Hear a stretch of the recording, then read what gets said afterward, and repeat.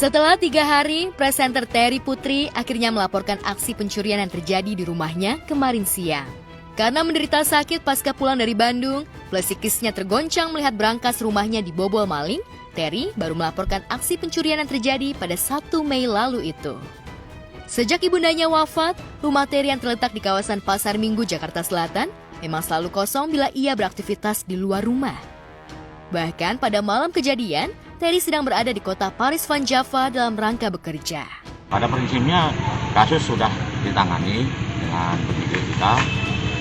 Itu pun juga karena laporannya juga terlambat kan. Setelah kejadian beberapa hari baru dilaporkan dan saksi-saksi juga sudah diperiksa baik adiknya Terry maupun tetangganya. Nah, karena kita belum punya petunjuk, nah kita masih melakukan lidik terus.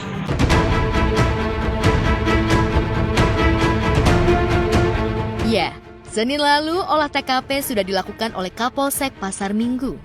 Hanya saja, polisi mengaku kesulitan mengungkap kasus pencurian di rumah presenter asal Banjarmasin itu.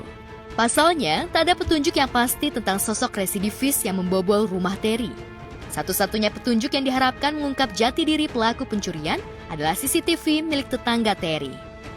Sayangnya, tetangga depan rumah Terry itu sudah lama tidak menempati rumahnya. Lalu benarkah CCTV itu masih aktif dan merekam jelas kejadian di depan rumah Terry?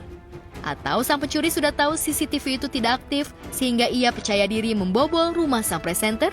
Dan kita mengharapkan CCTV yang ada di depan rumah Terry itu bisa menolong. Tapi itu pun juga rumah kosong. Kita juga belum tahu.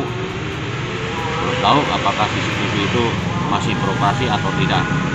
Namun Terry sendiri menurut informasi dari penyidik juga sudah ingin mencoba mengkomunikasikan dengan pemilik rumahnya, tapi sampai saat ini belum ada beritanya. Belum kan rumah kosong kan, kita belum tahu, penyidik kita belum tahu siapa pemiliknya. Cuma Terry belum diambil juga Pak CCTV. Belum, karena kan justru Terry sendiri menjanjikan akan mengkomunikasikan dengan pemiliknya, tapi sampai sekarang belum ada berita. Makanya kan sekarang penyidiknya kan sedang di Polres, kan identinya kan ada di Polres. Nanti kita tanyakan.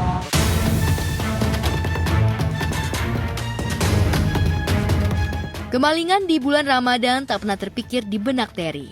Terlebih, ia harus kehilangan perhiasan yang nilai historisnya tak bisa dijabarkan dengan rupiah. Pasalnya, selain kehilangan beberapa kantong perhiasan yang dikumpulkannya sejak 20 tahun lalu, Terry juga kehilangan sekantong perhiasan peninggalan almarhumah ibundanya. Ditambah sejumlah uang tunai yang ditaruh di brankas, kerugian yang diderita Terry mencapai miliaran rupiah. Secara pernyataan mereka ada, karena itu kan ada perhiasan. Sekitar berapa Pak? Kira-kira ya, kurang lebih menurut keterangan dari penyidik 700-an. 700 juta. Lumayan lah gitu, banyak lah kotak-kotak cincin.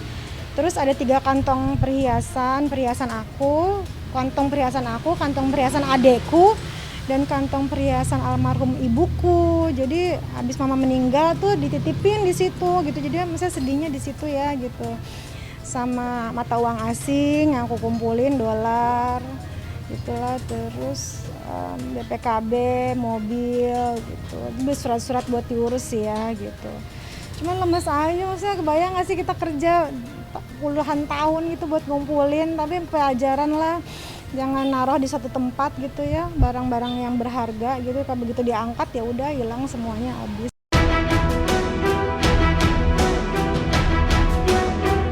Rumah disatroni maling dan rugi miliaran rupiah bukan satu-satunya aksi kriminal yang dialami Terry di tahun 2021 ini. Awal Maret lalu, mobilnya juga nyaris dirampok oknum residivis. Beruntung yang berhasil ditebas adalah kaca spion mobilnya, sementara ia dan barang-barang yang ada di dalam mobil selamat dari aksi perampokan.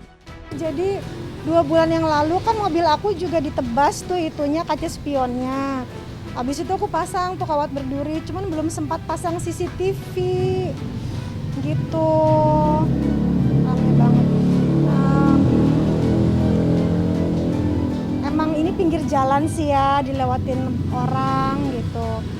Dan emang ada beberapa kejadian sih bulan Ramadan sih biasanya ya yang hilang-hilang ini. Kalau aku sih hilang sebelum Ramadan sih ini kaca spion dan sadis-sadis gitu. Bukan dicongkel tapi ditebas. Aku lebih mikir aduh ya alhamdulillah kita nggak nemuin, kalau nemuin lebih bahaya nyawa kan ya. Jadi aku mau pasang CCTV itu memang sudah kejadian, kata orang udah kejadian baru pasang CCTV. Aku lebih khawatir ke nyawa kita sih, takutnya ya kalau memang dapat orang yang mencuri, kemudian ada dendam dan lain-lain kan lebih bahaya seperti itu ya gitu.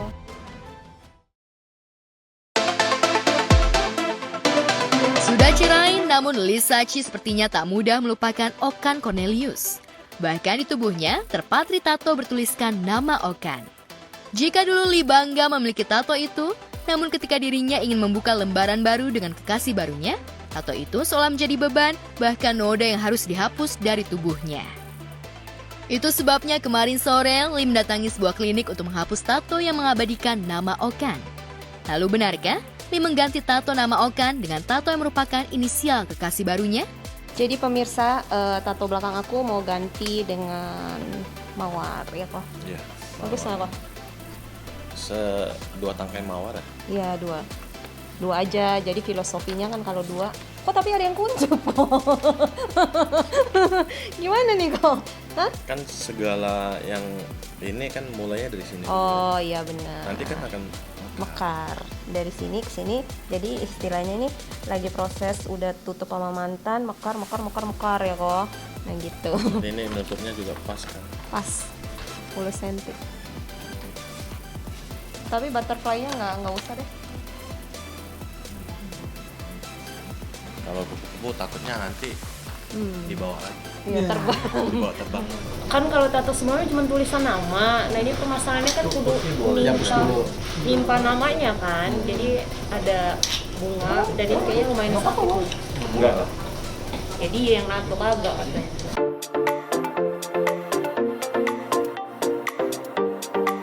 Ternyata, Lee mengganti tato Okan dengan tato bunga mawar. Meski di tubuhnya sudah tak ada jejak seorang Okan, di hati Lee, sosok Okan masih menempati posisi khusus. Sebagai laki-laki yang pernah mengisi hatinya, Lee tak bisa begitu saja melupakan kenangan bersama Okan. Lalu benarkah Lee siap menikah lagi dengan pria bule? Setelah 2 kali bercerai dan ribut-ribut dengan mantan suami, benarkah Lee trauma memilih pria pribumi? Sebenarnya kalau kenangan kan setiap orang pasti punya kenangan. Nggak apa-apa, maksudnya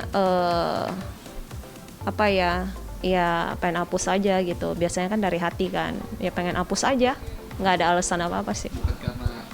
Nggak lah, yang udah lah ya, nggak perlu menyesal. Aku nggak ada nyesel sih, yang pasti yang sudah.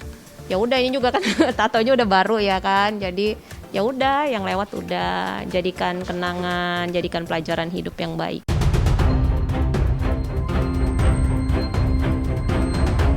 Ya, perceraian Lee dengan Okan Cornelius masih menyisakan masalah. Laporan Okan atas dugaan pencemaran nama baik masih berlanjut di Polsek Limo, Cinere, Depok. Bahkan pada 29 Maret lalu, Lee dipanggil oleh tim penyidik, namun tak hadir dengan alasan belum terima surat panggilan. Meski begitu, sebagai warga negara yang baik, Lee kooperatif pada tim penyidik. Ia berjanji akan datang setelah Lebaran Idul Fitri.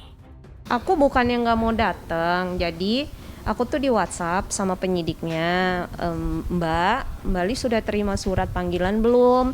Aku kaget karena aku emang nggak terima kan. Terus aku tanya emang kirimnya ke alamat mana? Kata pelapor kirimnya ke alamat yang dia.